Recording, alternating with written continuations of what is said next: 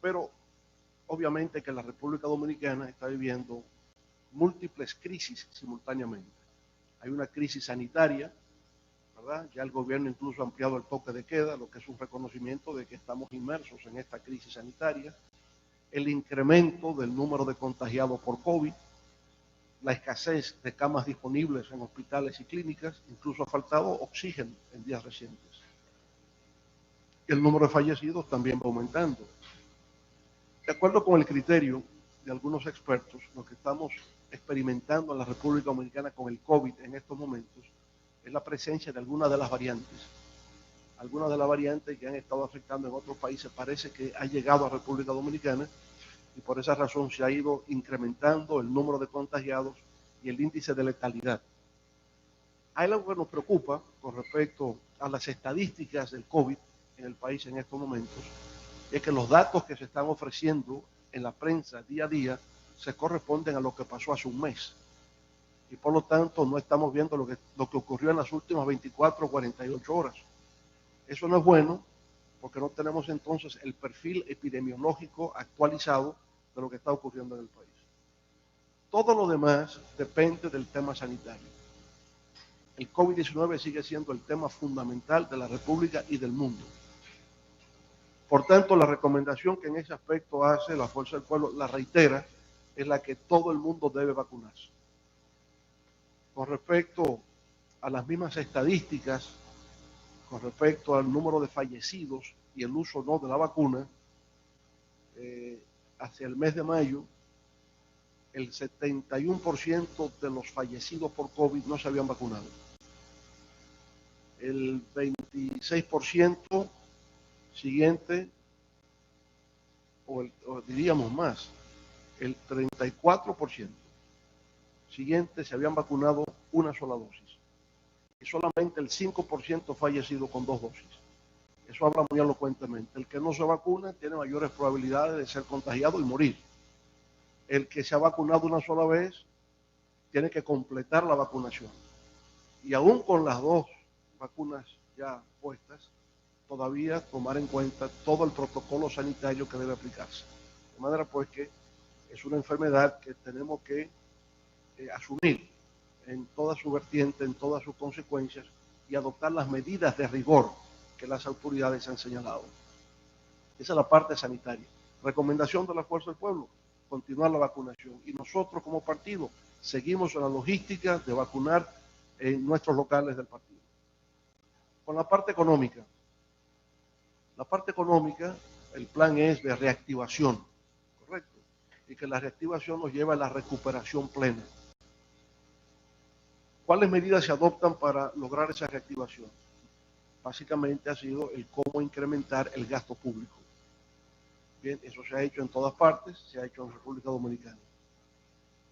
Pero resulta que a nivel internacional, debido a que en el 2020 el desplome de la economía ha sido la más grave y profunda que se conoce en la historia del mundo desde la Gran Depresión de los años 30, el volumen de recursos que se ha inyectado ha sido realmente cuantioso y sin precedentes. En Estados Unidos, por ejemplo, el volumen de recursos llega a 6 trillones de dólares. El Fondo Común de Recuperación en Europa, 2 trillones de euros. Y China, una cantidad más o menos semejante. Entonces, ese flujo tan inmenso de recursos en las economías ha disparado la demanda y el consumo. Y ese incremento de la demanda genera incremento de precios. Por tanto, hay una inflación internacional que está ocurriendo en todas partes, que está motivada por ese incremento del consumo provocado por la expansión del gasto público. Esa es una inflación importada que ha llegado a República Dominicana. Lo ejemplifico. Aquí tenemos el desarrollo de la industria avícola, producción de pollos y huevos. El precio del pollo ha subido, el precio de los huevos ha subido. ¿Pero por qué? Porque en los mercados internacionales ha subido el precio del maíz. Nosotros importamos maíz. Al traer un maíz importado con precio en alza, obviamente que el precio del pollo va a subir, y el precio del huevo va a subir, y el precio de la carne de cerdo va a subir, y los productos lácteos van a subir. Todo está subiendo por ahí. Entonces, reconocemos en la Fuerza del Pueblo que hay un factor externo que está incidiendo en la inflación en la República Dominicana. Pero también vemos con interés el que la inflación en República Dominicana está siendo más intensa que en otros países de la región. En República Dominicana la inflación de enero a mayo, ¿verdad?, tiene un 3.3%, pero la inflación interanual es de un 10.4%. Hacía décadas que en República Dominicana no teníamos una inflación de doble dígito, de 10.4%.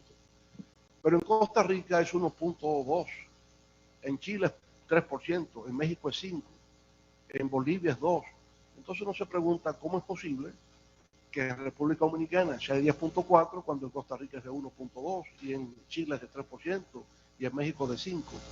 Eso nos indica que además de los factores externos hay factores internos de la República Dominicana para que eso sea así. En el encuentro que hubo con el presidente de la República en Palacio, alguien señaló que tiene mucho que ver con el costo de los fletes, que las mercancías que salen de China, los contenedores salen llenos de China hacia el mundo occidental, pero cuando retornan desde el mundo occidental hacia China, los contenedores van vacíos, ¿verdad? Y por tanto se genera un tema de diferencia de precios por contenedores en el flete a nivel internacional, en el flete marítimo. Entonces se considera que es el manejo más bien arancelario o tributario vía aduanas que puede reducir lo que tiene que ver con el alza de precios. A la fuerza del pueblo lo que le parece que está incidiendo fundamentalmente es el tema de la política monetaria. Es decir, que ha habido una emisión de la masa monetaria que ha sido realmente importante como forma de enfrentar el colapso económico, y esa masa monetaria está empujando el alza de precios. Es parte de la teoría económica de que la emisión monetaria encuentra como límite siempre a la inflación. Y eso se está viendo en Estados Unidos. Con 6 trillones de dólares hay una masa monetaria, ¿verdad?, que está presionando al alza de precios. Y en Estados Unidos, y quizá lo vemos aquí, está subiendo hasta el papel de sanitario, ¿no?, entre otros productos. Entonces nosotros creemos que en el caso de República Dominicana contener la inflación es una mezcla de factores externos y factores internos, y que las autoridades tienen que prestarle particular atención en lo que concierne a la política monetaria.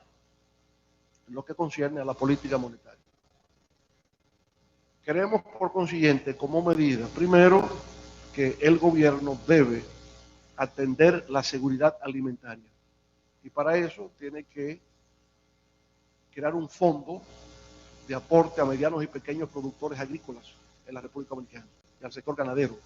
Producción de alimentos va a ser básico, ¿verdad?, controlar los precios por ahí.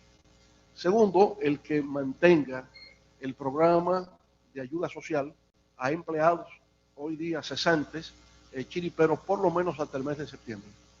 Y entendemos que el gobierno tiene los recursos para eso. El gobierno dispone casi de 4.000 millones de pesos que debió haber gastado y no lo ha hecho, porque se supone que si usted quiere reactivar el crecimiento económico, no guarda el dinero, sino que lo invierte. Y en esta etapa un déficit se entiende y el gobierno tiene un superávit, cosa incomprensible.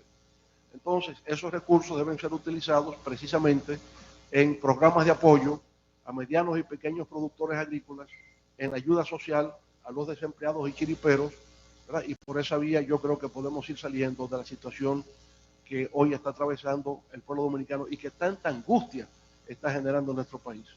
Finalmente, dijimos ayer y reiteramos hoy la necesidad de un aumento salarial en el sector público y la convocatoria del Comité Nacional de Salarios para tratar el salario en el sector privado. Esas son nuestras propuestas para salir de la crisis actual.